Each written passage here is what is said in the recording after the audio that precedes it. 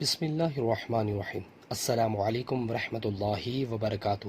رسول اللہ صلی اللہ علیہ وسلم نے فرمایا، جمعہ کے دن ہر جوان پر غسل، مسواک اور خوشبو لگانا اگر میسر ہو ضروری ہے۔ رسول اللہ صلی اللہ علیہ وسلم نے روم کے بادشاہ کیسر کو خط لکھا، جس میں آپ صلی اللہ علیہ وسلم نے یہ بھی لکھا تھا کہ اگر تم نے اسلام کی دعوت سے منہ موڑا تو اپنے گناہ کے ساتھ ان کاشتکاروں کا بھی گناہ تم پر پڑے گا جن پر تم حکمرانی کر رہے ہو۔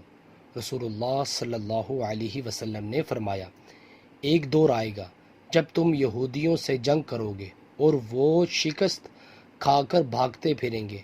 کوئی یہودی اگر پتھر کے پیچھے چھپ جائے گا تو وہ پتھر بھی بول اٹھے گا کہ اے اللہ کے بندے، یہ یہودی میرے پیچھے چھپا بیٹھا ہے، اسے قتل کر ڈال۔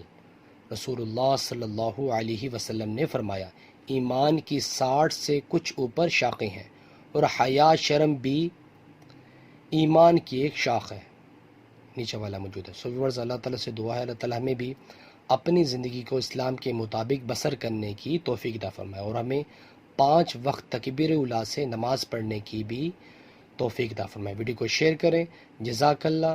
السلام علیکم ورحمۃ اللہ وبرکاتہ۔